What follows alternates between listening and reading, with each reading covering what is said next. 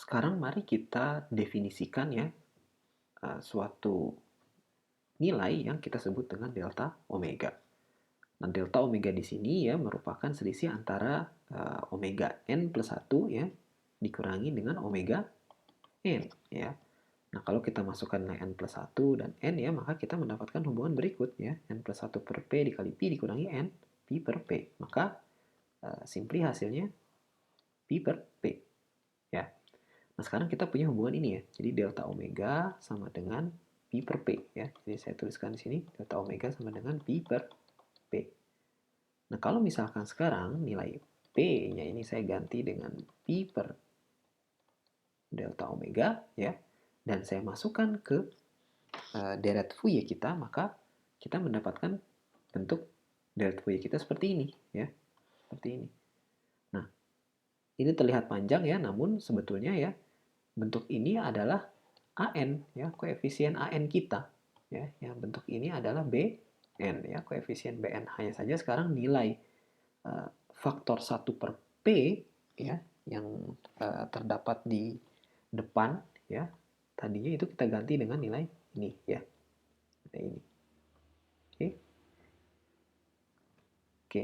Nah, kemudian kalau misalkan kita keluarkan ya nilai delta W-nya ya, nilai delta omega ya, bukan delta W, maaf, delta omega atau delta frekuensi sudutnya kita keluarkan, maka kita memiliki hubungan berikut ya. Nah, ini delta omeganya kita keluarkan. Nah, di sini kita definisikan lagi suatu bentuk koefisien baru ya. Kalau yang tadinya A kecil ya, sekarang kita memiliki A kapital ya. A kapital subscript P sebagai fungsi dari omega n atau frekuensi sudut kita.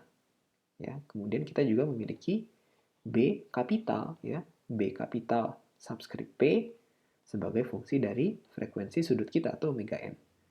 Nah, nilai AP dan BP ini ya yang keduanya merupakan fungsi dari frekuensi sudut atau omega n itu diberikan oleh hubungan berikut ya yang ada di bawah ini. Ini AP dan BP.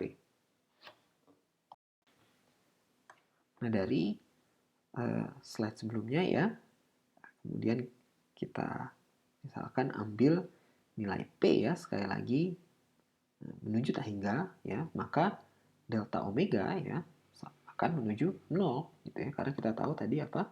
Delta omega sama dengan P per P ya.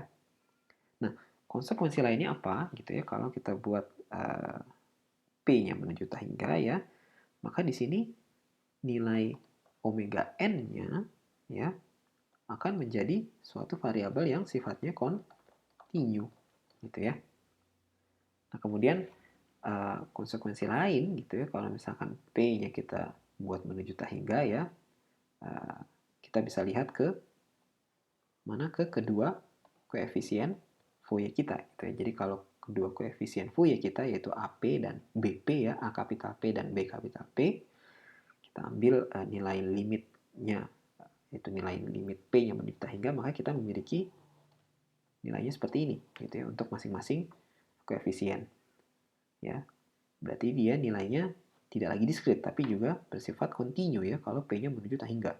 Sehingga di sini kita bisa tuliskan nilai yang tadinya AP ya pakai subscript P karena kita asumsikan dia diskrit menjadi A saja dan B saja ya, karena sekarang dia sifatnya juga berubah menjadi kontinu. Nah, kemudian bagaimana hubungan kebergantungannya terhadap omega di sini gitu ya. Nah, kita lihat omega juga sifatnya sekarang kontinu gitu ya. Sehingga di sini kita bisa tuliskan seperti ini saja ya. A sebagai fungsi dari omega, B sebagai fungsi dari omega tanpa perlu subscript P dan N. Ya. Nah, dari hubungan-hubungan yang sudah kita dapat, ini ya A omega, B omega ya, dan nilai limit ya yang sudah kita masukkan ke deret Fourier kita, maka kita mendapatkan hubungan terakhir ini gitu ya. Nah, yang perlu diperhatikan di sini ya, delta omega di sini ya, karena kita ambil limit P mendekati hingga dia juga nilainya menjadi menuju 0 ya, maka dia berubah menjadi D omega ya, bukan lagi delta, karena nilainya yang sangat kecil, gitu ya. Nah, bentuk ini ya yang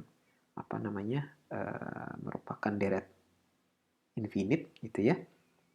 Ini berubah ya menjadi apa yang disebut dengan penjumlahan Riemann ya, penjumlahan Riemann untuk integral. Ya, seperti itu. Maka bentuk inilah ya yang kemudian disebut dengan integral Fourier. Nah, penurunan bentuk integral Fourier ya, sebagaimana yang sudah kita lakukan itu sifatnya pendekatan yang bisa dikatakan naive approach gitu ya. Nah, kalau kita ingin membuktikan ya atau menurunkan secara lebih rigor gitu ya, maka kedua kondisi seperti yang tertulis di slide ini ya, ini harus dipastikan gitu ya. Jadi yang pertama ft ya atau fungsi yang mendefinisikan um, utamanya kedua koefisien Fourier kita itu sifatnya harus kontinu dan dapat diferensiasi gitu ya, atau differentiable. Nah, yang kedua ya, ft itu juga harus sifatnya absolutely integrable atau dia dapat diintegralkan ya, sebagaimana seperti yang beberapa kali saya katakan seperti itu ya. Nah, absolutely integrable di sini definisinya adalah sebagai berikut gitu ya. Jadi kalau kita ambil nilai limit dari integral ft ya sebagaimana seperti ditulis berikut ya. Jadi limit a mendekati minus tak hingga dari a sampai 0 ya ft dt ditambah limit b mendekati tak hingga untuk integral 0 sampai b ft dt ya. Atau bisa kita tuliskan ya bentuk equivalent seperti ini gitu ya. Nah, ft itu dikatakan absolutely integrable kalau nilai integral ini itu ada